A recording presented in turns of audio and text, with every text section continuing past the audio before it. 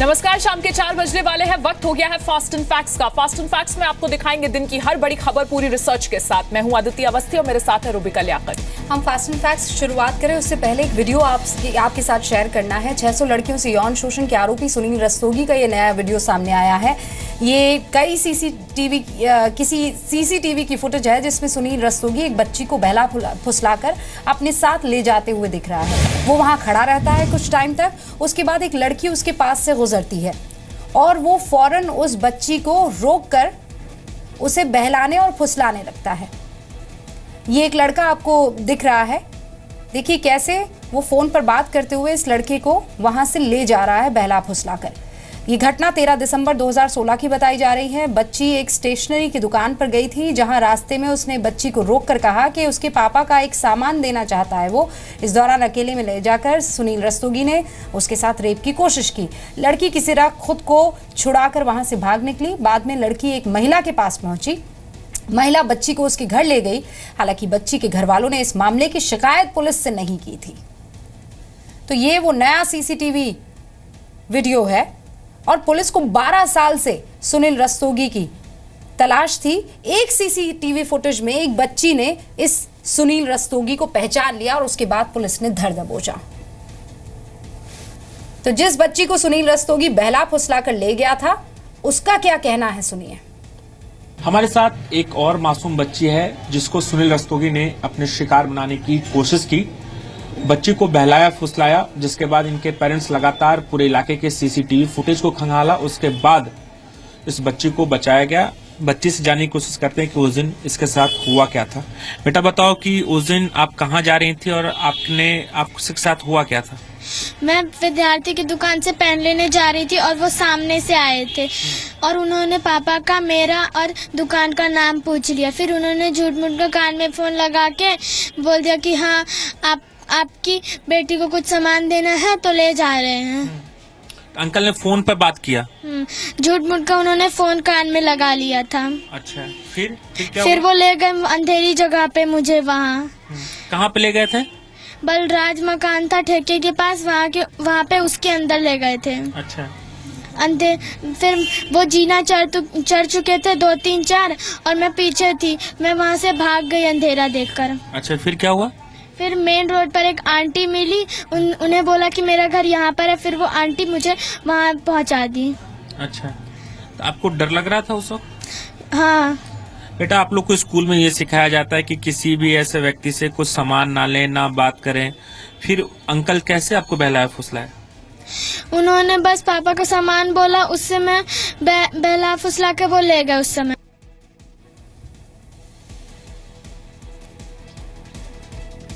तो देखिए वो बच्ची ये बता रही थी कि इसने चालाकी क्या की। पहले उस बच्ची से उसका नाम पूछा, फिर उसके पिता का नाम भी पूछा। बच्ची ने ये बता दिया और झूठ मूठ में ये नाटक करने लगा कि वो फोन पर पिता से बात कर रहा है और उसके बाद ये कहने लगा कि मैं आपकी बच्ची को ले जा रहा हूँ और वो सामान उसे दे दूंगा।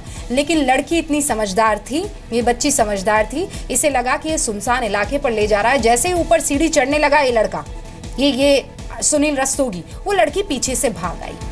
हालांकि माता पिता ने शिकायत नहीं दर्ज की।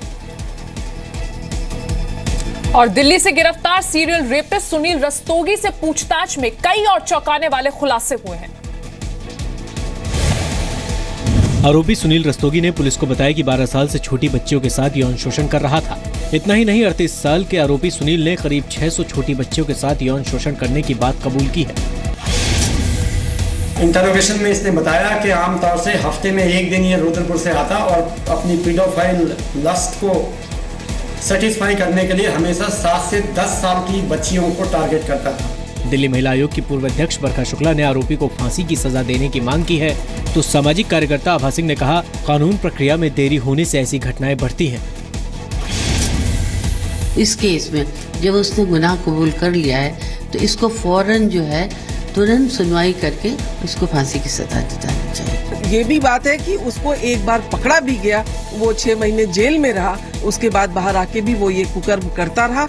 इससे साफ लगता है कि जुडिशरी भी फेल कर चुकी है और पुलिस भी फेल कर चुकी है। सीरियल रेपिस्ट की सनक की एक और हैरान करने वाली बात यह है कि वारदात को अंजाम देते वक्त वो हमेशा एक ही तरह के कपड़े पहनता था। पुलिस के मुताबिक आरोपी गाजियाबाद में रहता था और हफ्ते में एक दिन दिल्ली आकर वारदात करता था। और इस खबर के सामने आने के बाद हर पेरेंट के लिए यह समझना बेहद जरूरी है कि बच्चों से माँ बाप का व्यवहार कैसा होना चाहिए ताकि मासूम इस तरह की वारदात का शिकार कभी ना हो। हम आपको बताना चाहते हैं कि आपको अपने बच्चे से खुलकर बात करनी चाहिए, जिससे बच्चे को आपसे अपनी बातें कहने में किसी भी तरह की झिझक ना हो, हिचक ना हो। बच्चे को ऐसा नहीं लगना चाहिए कि वो आपको कुछ कहेगा तो उसे डांट पड़ेगी। बच्चे को ऐसा नहीं लगना चाहिए कि आप उसकी बात को अनसुना कर देंगे। बच्चे को यह समझाने की जरूरत है कि उसे किस पर भरोसा करना चाहिए और किस पर बिल्कुल भरोसा नहीं करना चाहिए। बच्चे को बताएं कि उसे किसी के भी नजदीक जाने की जरूरत बिल्कुल नहीं है। बच्चे को समझाएं कि कोई अनजान उसे कुछ खाने को दे तो कभी ना ले।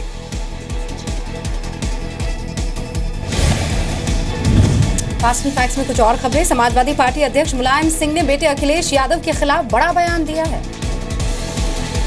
मुलायम ने कहा है कि अब अखिलेश को सोचना पड़ेगा कि वो पिता के साथ हैं या रामगोपाल यादव के साथ। उन्होंने अखिलेश यादव को मुस्लिम विरोधी बताया।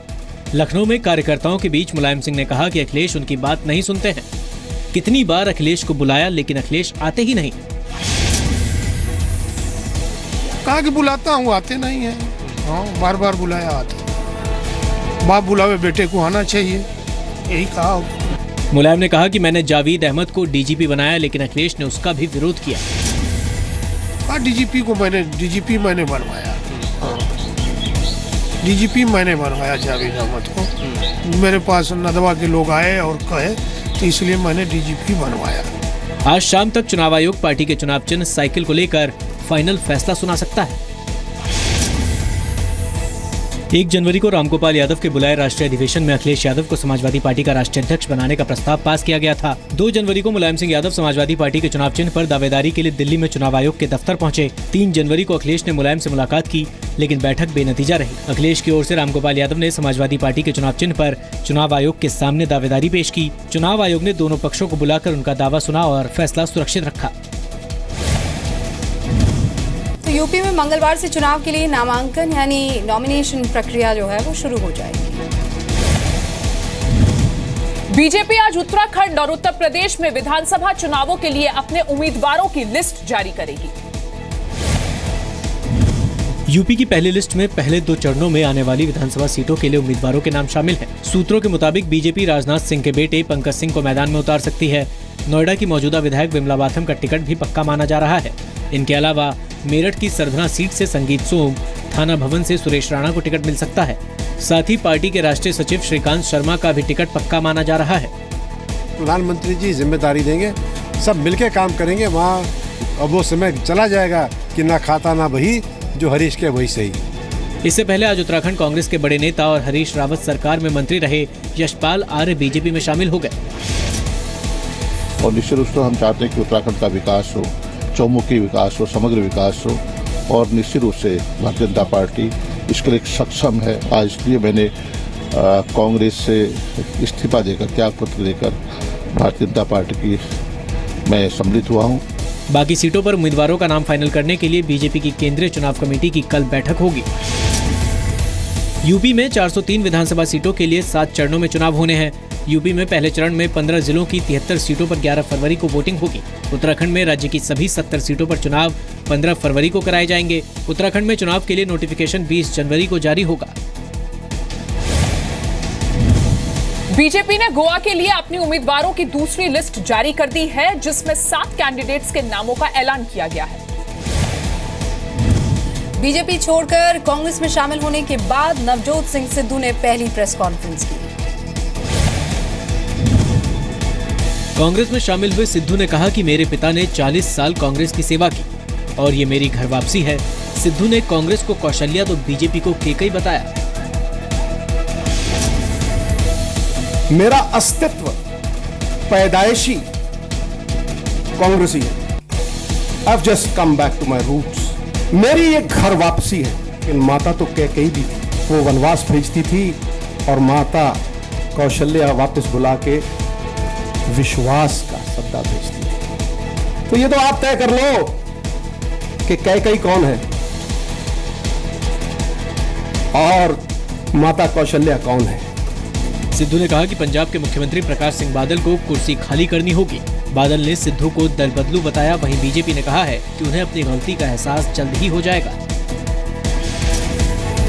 ये जो धाड़वी हैं, बाहर से आए हैं, कोई दिल्ली से आया, कोई पटियाला से आया, उनको पता कि ये तो मिलेंगे नहीं, ये तो मौसमी बटेरे हैं, आए चले गए। कांग्रेस मुक्त भारत की तरफ देश बढ़ रहा है और वो उस पार्टी में गए हैं, तो ये उनका फैसला है। जल्द उनको अपने फैसले का आभास होगा। सिद्धू ने कहा कि ये मेरी निजी लड़ाई नहीं है, पंजाब के स्वाभिमान की लड़ाई है। ड्रग्स पंजाब के युवाओं को बर्बाद कर रहा है। नवजोत सिंह सिद्धू बीजेपी से राज्यसभा सांसद थे, लेकिन पिछले साल 18 जुलाई को इस्तीफा दे दिया। सिद्धू ने पिछले साल सितंबर में बीजेपी भी छोड़ दी थी। सिद्धू ने परगट और बैंस बंधुओं के साथ मिलकर आवाज़े पंजाब मोर्चा बनाया था। आवाज़े पंजाब ने सिद्धू का साथ छोड़कर आम आदमी पार्टी से गठजोड़ कर लिया। सिद्धू के आम आदमी पार्टी में जाने की भी चर्चा थी, लेकिन बात नहीं बनी।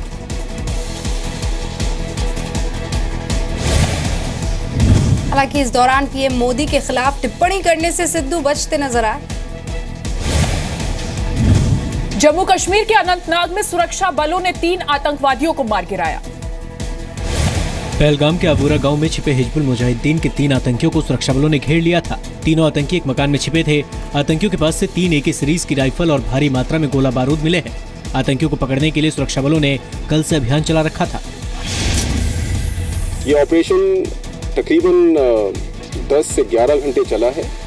आज सुबह ही जाकर 6 बजे ये जाकर ऑपरेशन खत्म हुआ। इसमें 3 हिजबुल मुजाहिदीन के नामी टेररिस्ट मारे गए हैं। आतंकियों के खिलाफ सुरक्षा बलों ने पूरी रात ऑपरेशन चलाया था। जम्मू कश्मीर में आतंकियों की घुसपैठ में 3 गुना बढ़ोतरी हुई है। 21 दिसंबर 2016 तक जम्मू कश्मीर में आतंकवाद से जुड़ी 216 वारदात हुई। 19 दिसंबर तक के रिकॉर्ड के मुताबिक आतंकी वारदात के दौरान सुरक्षा बलों ने 150 आतंकियों को मार गिराया।